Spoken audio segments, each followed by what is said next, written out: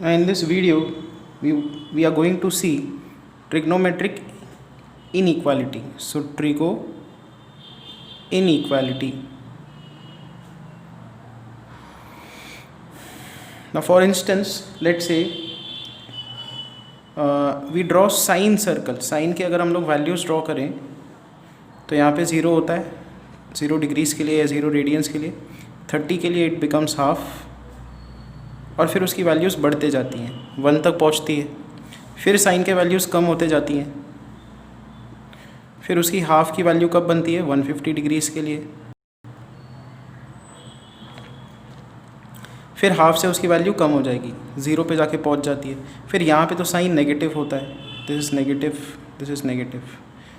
तो अगर किसी ने पूछा कि साइन एक्स की वैल्यू ग्रेटर दैन हाफ कब आती है, तो उसके लिए आपको ये साइन कोसाइन और टैन का सर्कल अच्छे से याद होना चाहिए कि अलग अलग एंगल्स के लिए उनके वैल्यूज़ क्या आते हैं. तो sine x greater than half कब आ रहा है 30 के और 150 के पहले, मतलब 150 से कम होना चाहिए एंगल. सो आप बोलोगे x should be greater than 30 and it should be less than 150, that is 5π/6. ये इसका आंसर है. अब ये हुई इसकी 0 to 360 के बीच में वाली रेंज, मतलब प्रिंसिपल रेंज. बट अगर आपको जनरल सोल्यूशन बताना हो तो आप क्या करोगे, यहाँ पे एंड यहाँ पे 2nπ ऐड कर दोगे. सो फिर से 2nπ ऐड करोगे तो यहाँ तक पहुँच जाओगे और ये रेंज कवर हो जाएगी. सो 2nπ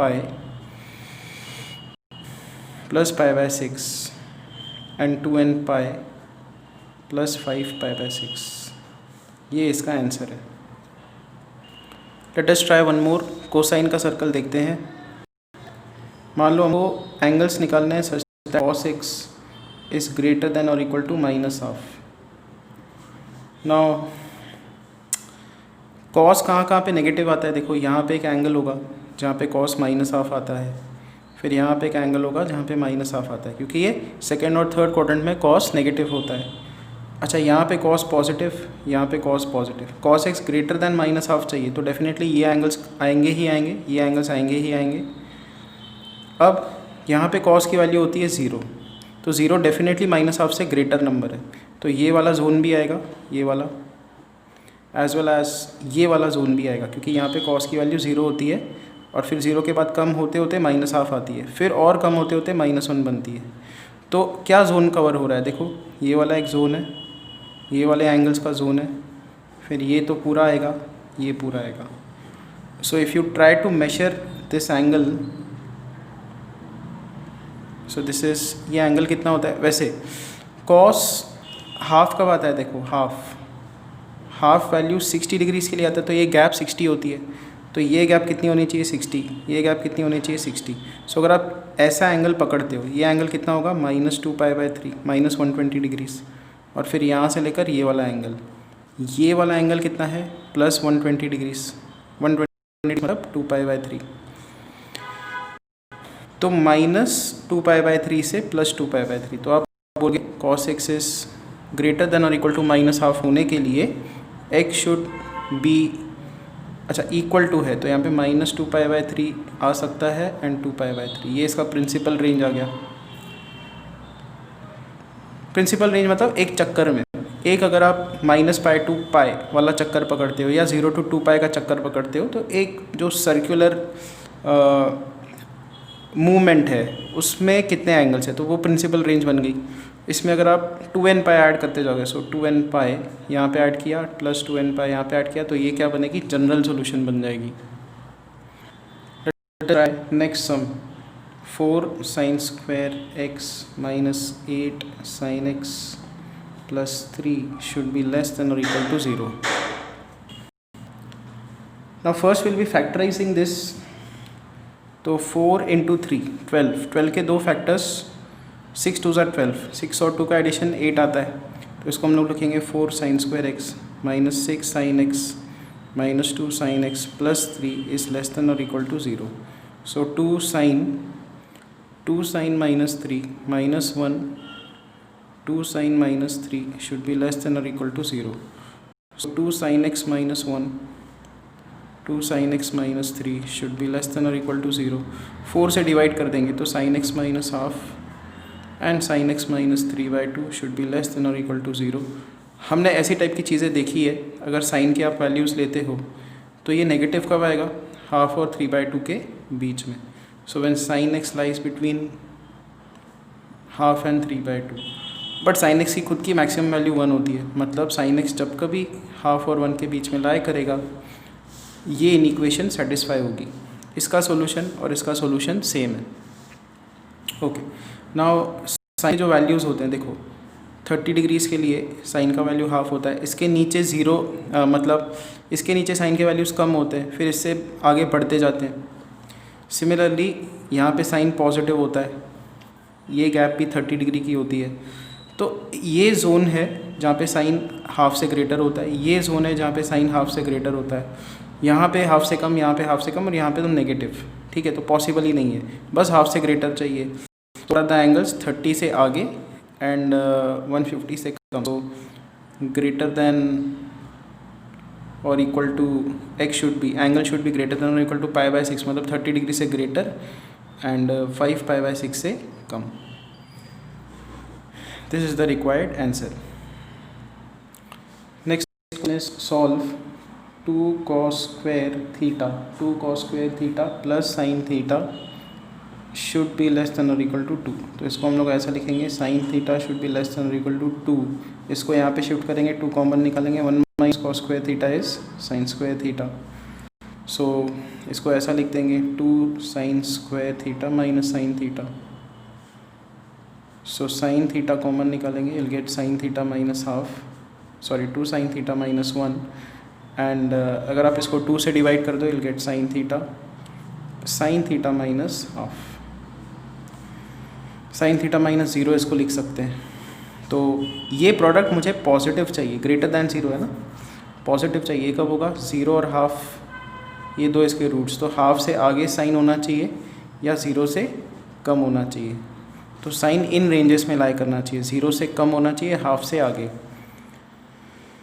सो 0 से कम, साइन का वैल्यू यहाँ पे 0 होता है, यहाँ पे नेगेटिव होता है, यहाँ पे negative. So all this comes under the zone of our answer. Half से ग्रेटर होना चाहिए, साइन का वैल्यू यहाँ पे हाफ होता है, हाफ से यहाँ पे ग्रेटर निकल जाता है, तो ये वाला जोन आएगा। एज वेल एज यहाँ पे साइन का वैल्यू हाफ आता है, तो ये वाला जोन आएगा। और ये एक्सक्लूडेड जोन है, ये अपने को नहीं चाहिए। ठीक है, सो इसको थोड़ा अलग शेड कर देते हैं, this zone we don't want. बाकी सारे एंगल्स अपने को चाहिए। तो पहला तो इस रेंज को कवर करने के लिए आप क्या लिखोगे, 30 से लेकर 150, यहाँ से लेकर ये वाला एंगल का जोन कवर हो गया। एंड फिर आएगा माइनस, आप ये भी लिख सकते हो पाई से लेकर 2π, पाई से लेकर 2π, ये भी आ जाएगा। ये दोनों इसके आंसर है। बट उन्होंने इस क्वेश्चन में ऑलरेडी थीटा की रेंज दी हुई है, थीटा बिलोंग्स टू π/2 से लेकर 3π/2, सिर्फ यही रेंज पकड़नी है, मतलब 90 और 270 के बीच में, मतलब फिर सिर्फ यही एंगल्स आएंगे, ये वाला एंगल्स एंड ये वाला एंगल्स। तो ये कट जाएगा, ये पूरी तरह से कट गया, ये कट गया। तो 90 से आगे 5π/6 तक ये एक जोन आएगा यूनियन, फिर पाई से लेकर 3π/2, पाई से लेकर 3π/2। दिस इज इट, ये इसका आंसर है। For the specified theta range this is the answer. Next is sine square theta B greater then cos square theta. इसको करने के बहुत सारे तरीके हैं, हम लोग ऐसे भी कर सकते हैं, कॉस स्क्वायर थीटा से आप डिवाइड कर दो, या सिंपल ही रखते हैं इसको। देखो ये 45 डिग्रीज़ का जो एंगल है, इसके पहले कॉस साइन से ग्रेटर होता है और यहाँ पे साइन ग्रेटर दैन कॉस आता है। ठीक है, तो sine square definitely greater than cos square के लिए ये वाला जोन वैलिड है।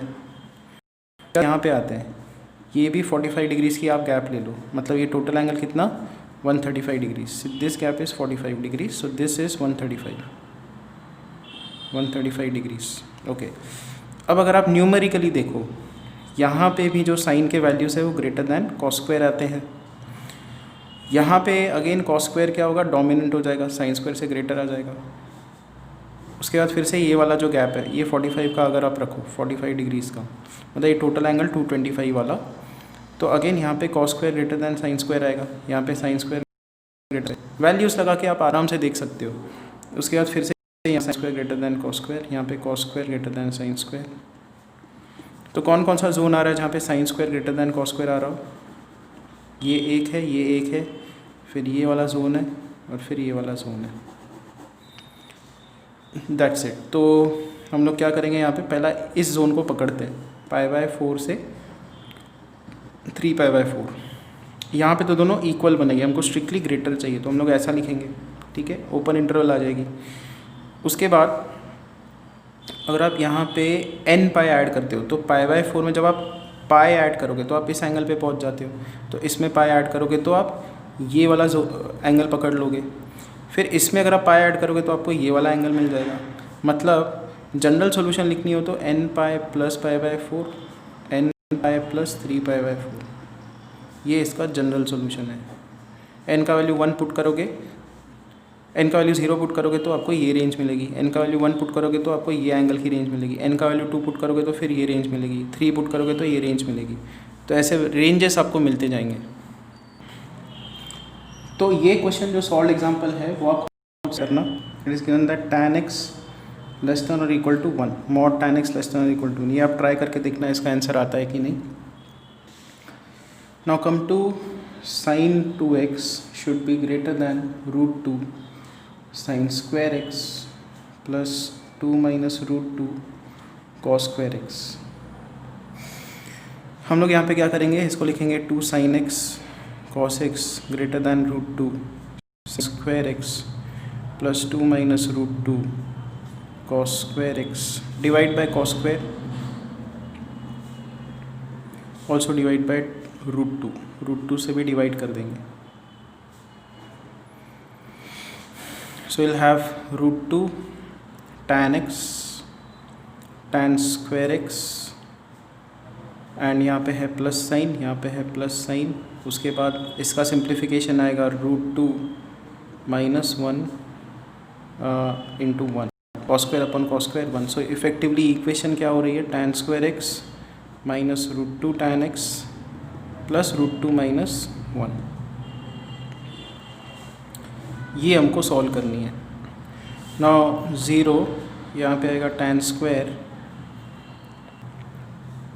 माइनस यहाँ पे लिखेंगे √2 minus 1 plus 1 tan plus √2 minus 1। So this is tan square minus of √2 minus 1 tan plus √2 minus 1। So this is tan minus √2 minus 1 minus 1 tan minus √2 minus 1। सो 0 यहाँ पे आएगा tan minus 1 tan minus √2 minus 1। अब ये product मुझे negative चाहिए। Negative कब होगा, जब tan √2 माइनस 1 और 1 बीच में लाई करेगा। सो tan should lie between √2 minus 1 and 1। Number line पे ये ऐसे दिखेगा। अब tan π/8 ये √2 माइनस 1 होता है, ये कई बार हमने देखा हुआ है यहाँ वहाँ पे ट्रिग्नोमेट्री में। एंड tan π/4, तो π/8 और π/4 के बीच में x लाई करना चाहिए, तब जाके ये चीज़ सेटिस्फाई होगी। ठीक है। सो π/4 सॉरी यहाँ पे π/8 का एंगल है, π/8 और π/4 के बीच में लाई करना चाहिए tan। तो ये वाला जोन निकल के आ रहा है। फिर ऐसा ही अगला जोन कहाँ पे आएगा, यहाँ पे, जब π/8 में पाई ऐड कर दोगे। ठीक है। So this angle is π/8 plus pi, क्योंकि यहाँ पे tan पॉजिटिव होता है, यहाँ पे भी पॉजिटिव होता है। फिर π/4 में भी पाई ऐड कर दो तो यहाँ पे पहुँच जाओगे आप π/4 प्लस पाई। तो ये एक और रेंज आ गई। फिर पाई ऐड करोगे तो यहाँ पे पहुँच जाओगे, फिर पाई ऐड करोगे तो यहाँ पे। तो ये वाली जो जोन है बेसिकली वो ऐसे दिखने वाली है। सो ये जोन ऑफ एंगल्स है जो अपने को चाहिए सॉल्यूशन में। π/8 से π/4, फिर π/8 प्लस पाई से लेकर π/4 प्लस पाई, ऐसे। सो जनरल सॉल्यूशन लगाना हो तो n पाई यहाँ पे ऐड करेंगे, n पाई यहाँ पे ऐड करेंगे। This is the answer. Next is solve tan cube x plus 3 is greater than 3 tan x plus tan square x। सो सब टर्म्स को लेफ्ट साइड पे शिफ्ट करते हैं. tan cube x minus tan square x minus 3 tan x plus 3 should be positive. ना if you put tan x is equal to 1, ये इसका factor है tan x minus 1, एक फैक्टर. बचे हुए फैक्टर सिंथेटिक डिवीजन से निकालते हैं.